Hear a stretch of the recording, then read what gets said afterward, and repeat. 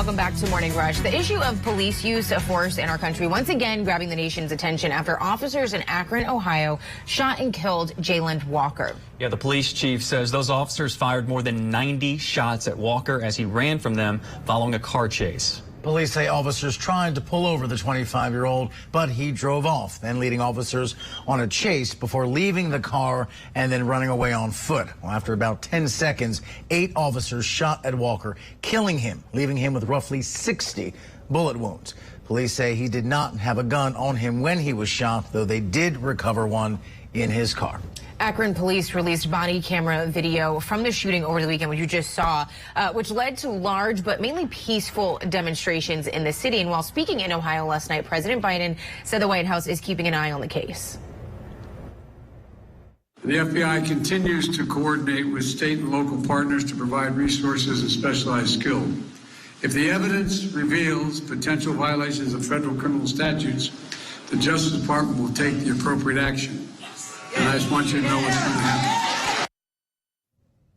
For some context on arrest procedures and some of the tactics used in Akron, we're joined by Dr. Kalfani Ture, a former Georgia State Police officer who is currently an assistant professor of African American Studies at Mount St. Mary's University. Doctor, we appreciate you coming on the show this morning. Let's start with that body camera footage. We only showed our viewers portions of it because of its graphic nature. You've seen this. What does this tell you about this fatal encounter, and what questions linger after watching it? Well, first of all, thank you for having me. And unfortunately, this Jayland Walker situation has national implications for the debate between police and community.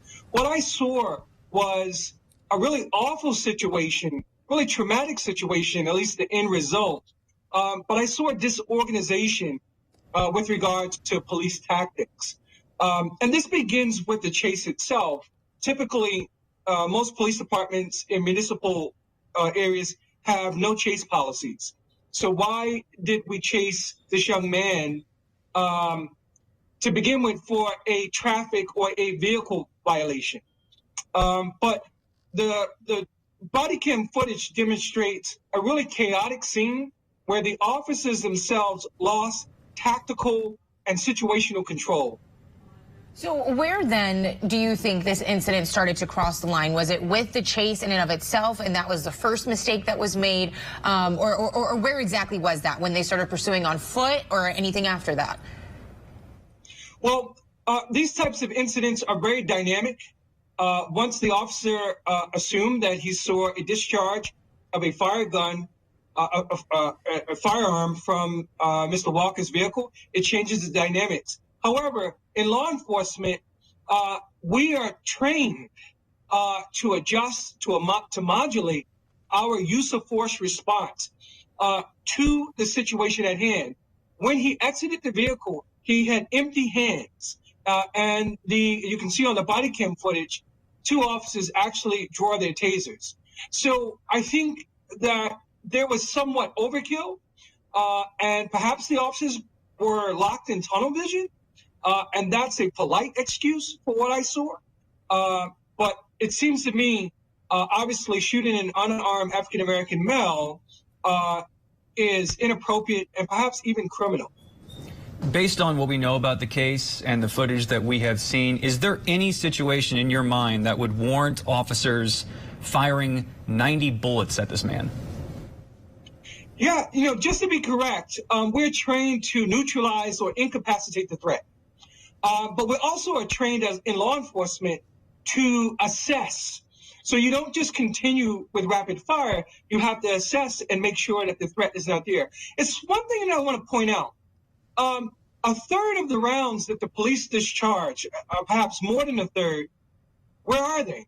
So you have 30 rounds that are unaccounted for. And so certainly that's something that we need to talk about.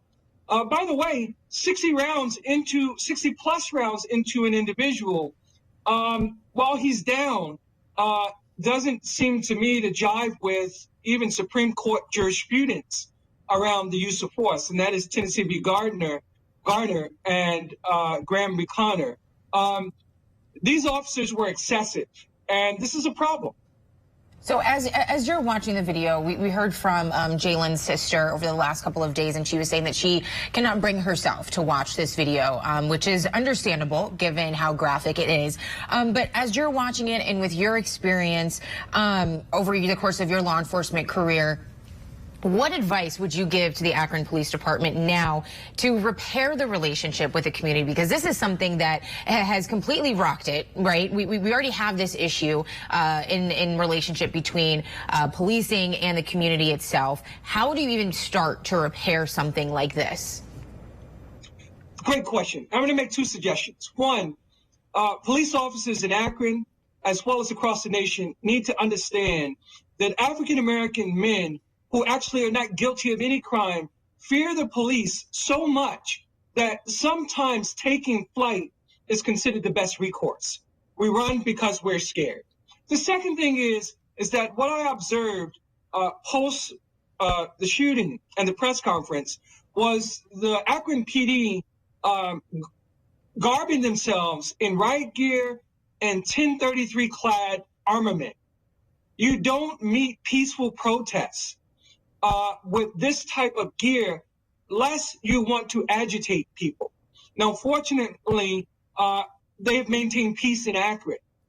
But Jayland Walker's birthday is around the corner. His funeral is around the corner. If we recall with Freddie Gray, it was at his funeral, the day of his funeral, when the social unrest and the uprising occurred in Baltimore. So we have to keep our fingers crossed, and we have to hope that this is maintained in a peaceful way and the legal process follows its course. But those are my two immediate suggestions. Yeah. All right. Kalfani Ture, Assistant Professor of African American Studies at Mount St. Mary's University and former police officer. Thank you so much for your time today. We appreciate it. Thank you for having me.